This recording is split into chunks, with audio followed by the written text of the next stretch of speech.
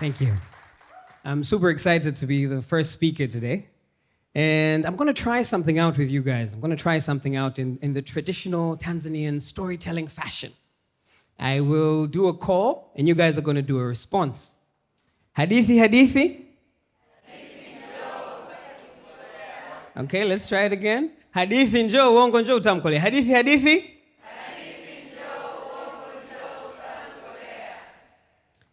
There's a saying that's famous in Swahili. It exists in English as well, but it's not quite as famous in English. And it goes like, Ya Kaisari, mpe Kaisari. That which belongs to Caesar, give unto Caesar. Now, the Caesar that's being talked about here is this guy, Caesar Augustus. You've got to remember that at this point, Caesar was the most powerful man on earth up to this point. His reign stretched from all over in the west, from Spain and Portugal, all the way in the east to areas bordering China, and down south about Egypt and North Africa. Caesar had gone on this incredible campaign, this bloody campaign, beating every tribe, every kingdom, every empire in front of him. And Caesar had become the largest, most powerful man, the largest, most powerful emperor in human history up to this point. So Caesar gets to this small kingdom in North Africa, a small African kingdom, and Caesar couldn't beat that kingdom. This kingdom was famous for its bow and arrows. They were really, really good archers. They're really, really good at archers. And the leader of this kingdom was called Amanirenas, Queen Amanirenas. Queen Amanirenas was so good with the bow and arrow that people used to talk about her all around the world. But not only that, she beat Caesar not once, not twice, not 3 times, but over the course of 5 long years. Caesar, big, bad, the biggest, baddest person in the world, tried to beat Amanirenas and couldn't for 5 long years. Now, my parents run an organization up in, this is Queen Amanirenas. Now, my parents run an organization up in Moshi, and they take care of children who are from orphaned and disadvantaged backgrounds. And we often get volunteers who come from all over the world to help with the children. And when I was 16 years old, this is not too long ago, when I was 16 years old, one of the ladies that I remember who came there was this young African-American lady, and her name was Candace.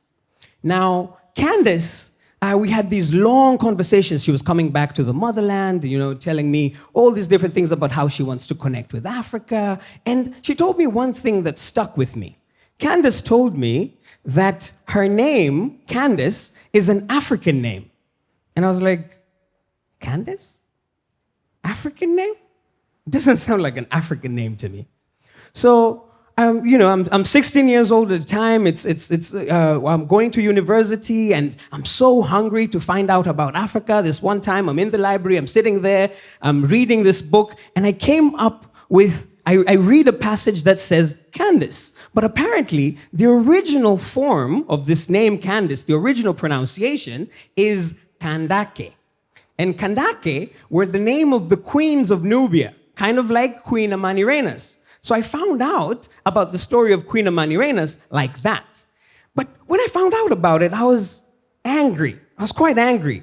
Because I was like, this queen who beats the biggest, most powerful man in the world, the Roman emperor, this African woman who is able to take down a whole kingdom, who made Caesar do what in Swahili we call kuomba po, because Caesar sat down with him and wrote down a peace treaty. Why am I learning about her by accident? Why am I learning about her by some African-American name whose name happens to be Candace so that I can find out that Candace equals to Kandake? Why am I not learning this in school? I was quite angry because we're doing the world a tremendous disservice by not telling stories like the story of Queen Amanirenas. We're doing the world a tremendous disservice by not knowing and telling Africa's full and rich history. Now, I think I know why we do this.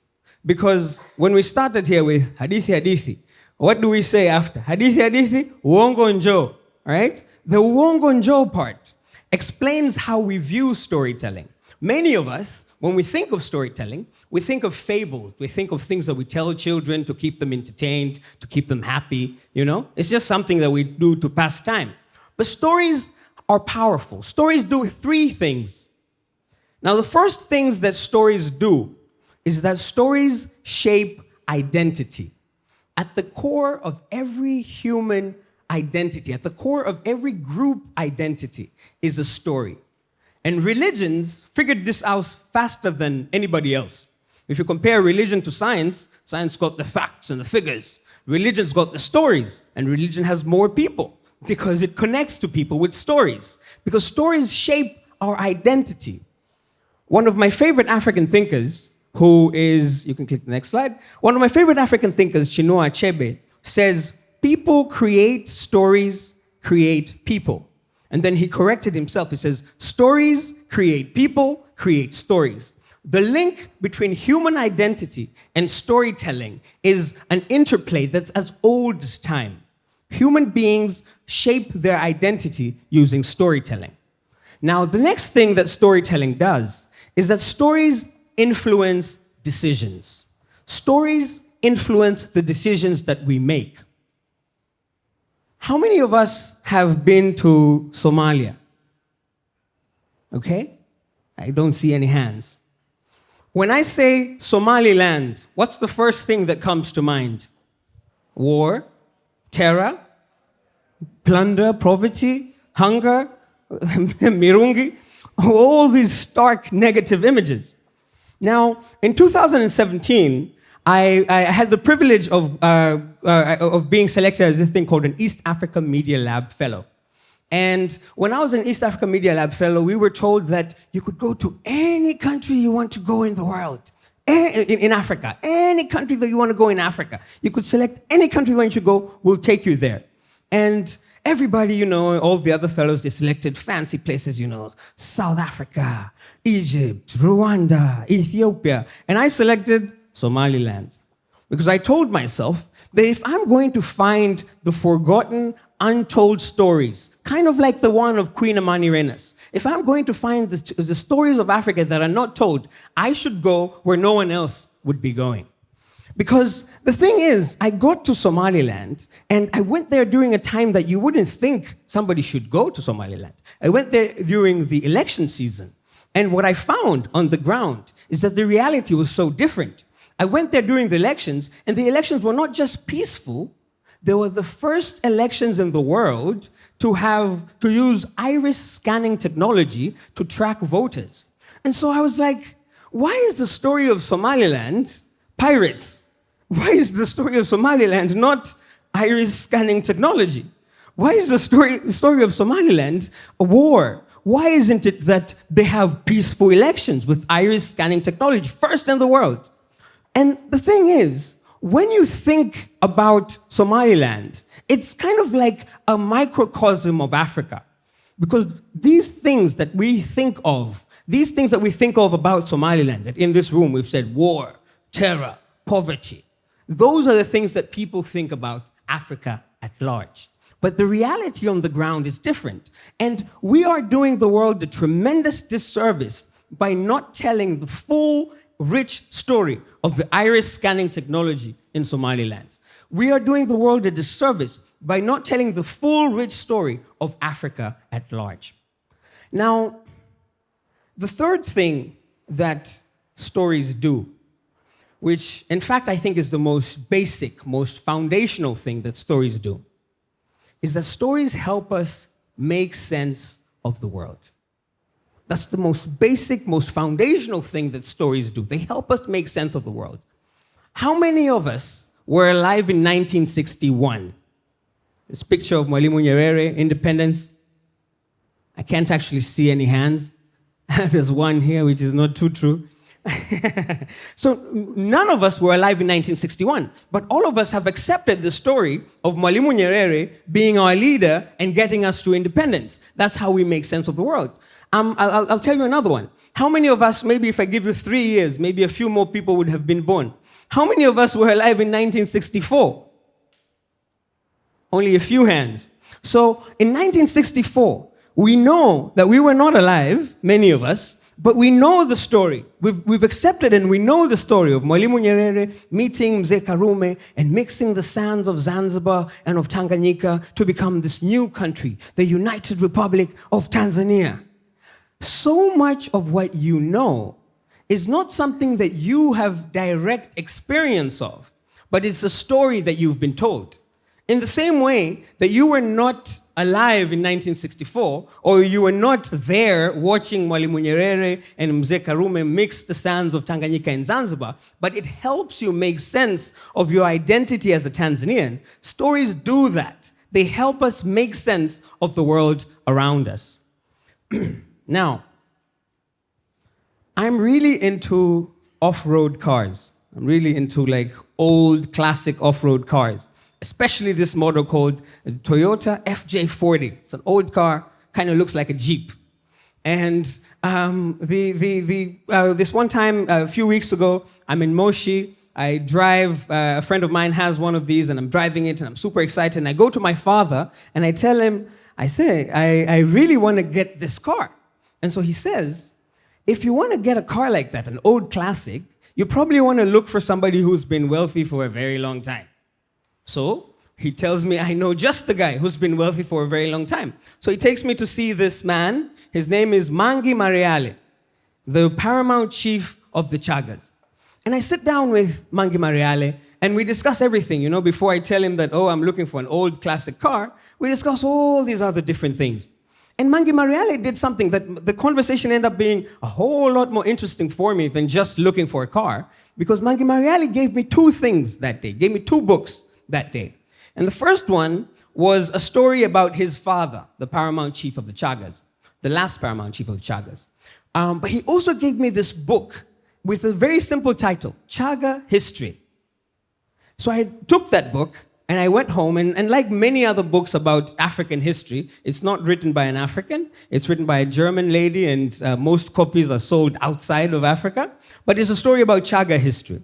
So I take it, I read the stories within it, and in it, I find a story of this really beautiful woman called Nuya, who 2 Mangis, she was so beautiful that 2 Mangis fought over her, and one of them even decided, you know what, I don't want to be Mangi anymore, I'm just going to marry this girl and settle down.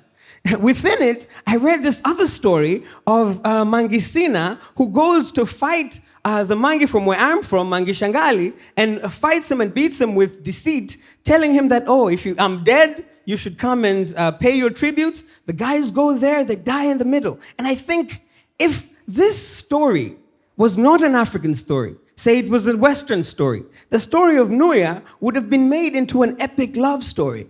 The story of Mangisina would have been made into this war film about strategy and war and how you should win, right? But there was one story that really, really stuck with me and helped me make sense of my own identity.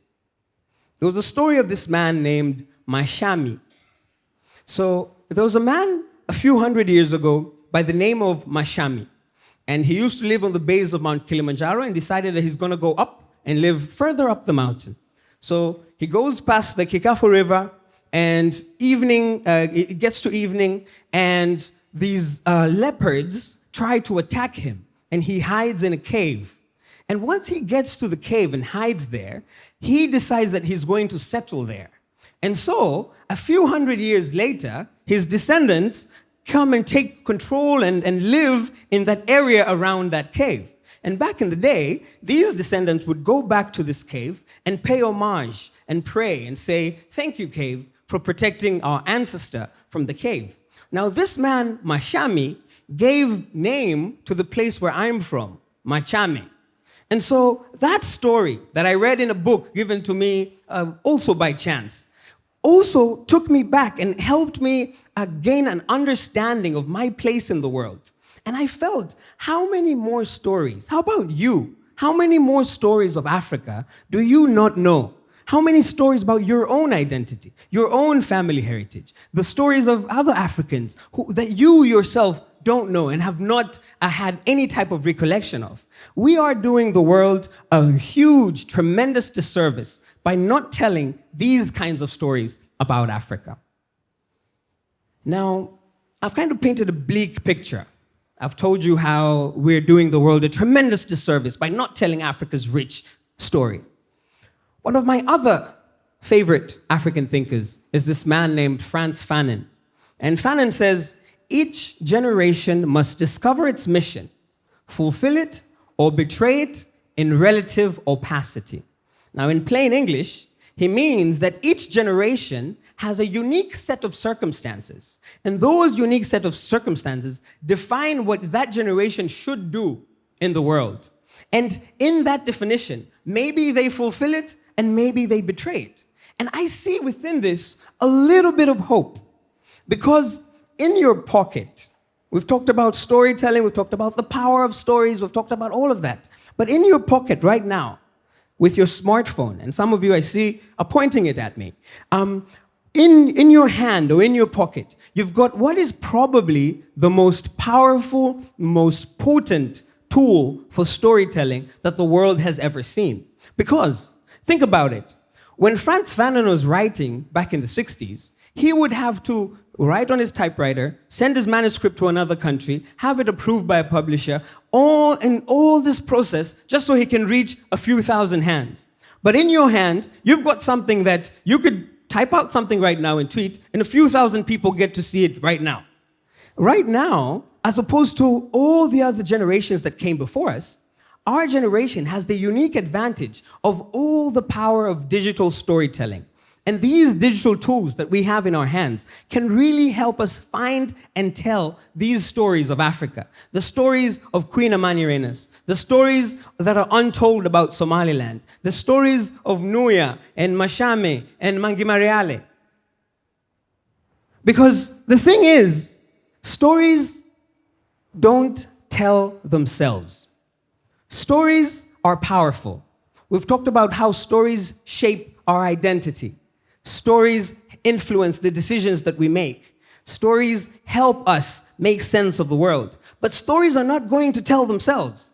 You need to pick up your phone and find your own personal story. Go out there and say, I'm going to look for an untold story of Africa. I'm going to share the story of Queen Amanirenas. Right after we did our rehearsal session, a gentleman told me, what was the name of that lady again? I want to go and find out more about her. It's your role to go and find these untold stories in Africa and tell them, because stories are not going to tell themselves. Stories need tellers. Asanteni san.